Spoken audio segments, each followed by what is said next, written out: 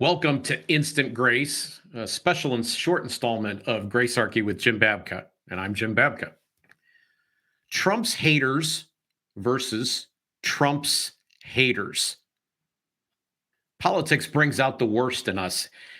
Carl Schmitt noticed this in the 1920s. He's talked about a friend-enemy distinction where people see something where they consider the situation so existentially important that the disagreement cannot be reconciled, and the only way to settle it is that one gets power over the other. He's begun to describe the conflict machine. The conflict machine, which is my term for the political industrial complex. It's a system that's designed to get us at each other's throats. And this is for the benefit of gaining power. So as long as we are at each other's throats, they win. We usually use the lame term politics, but it's more than that. It is a conflict machine. And what drives this conflict machine, what drives even the friend-enemy distinction that Carl Schmitt spoke of, is coercion. And in that instance, the violence can only escalate. You see, the stakes get higher and higher and higher.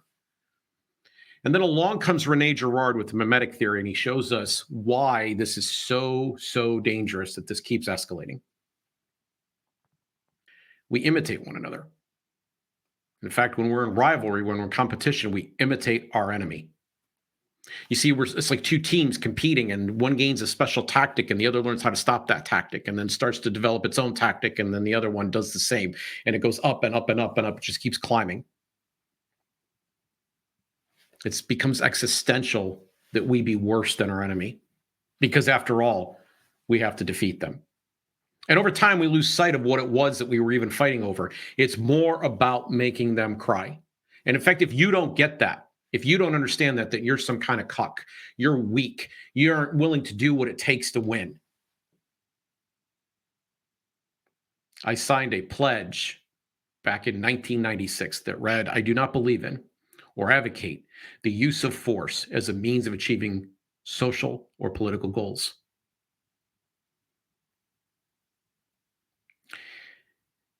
That's outside the conflict machine. In fact, we could end the conflict machine. We could de-escalate. How could we do that? Here's some practical ways. First, I want to point out that we have a holiday for a man, and we tend to revere what he did.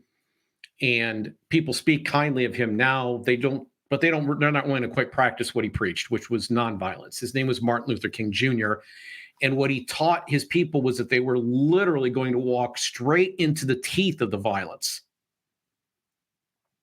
And that was the power that they were going to get. And where did he get such a crazy idea? Well, he got it from Jesus Christ, ultimately, who said things like, go the extra mile, turn the other cheek, give him your shirt too. Love your enemy. Grace is taking the concerns of others seriously, even those who are wrong. And we've had time to talk about this idea of sitting down and having a glass of lemonade with somebody who seems particularly contentious or upset about something.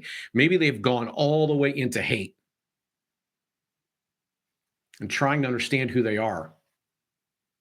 They're so desperate to gain voice, so desperate that they begin saying ridiculous, hate-filled, stupid, ignorant things, dangerous things.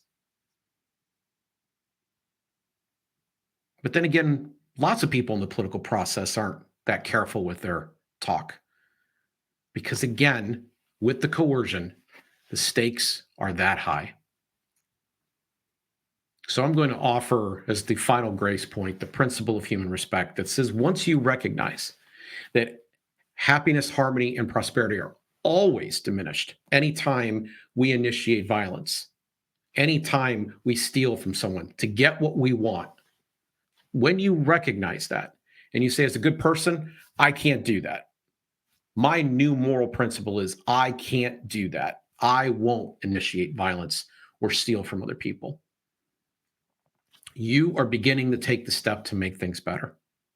And when you meet the people who are so desperate for attention and you stop to hear them out, maybe they'll stop shrilling and shrieking in the way that they have. Maybe they'll back up on the actions. But if we all come together at some point and say we're tired of settling things politically and we want to learn how to work together, well, then we won't have to worry about Trump's haters or Trump's haters.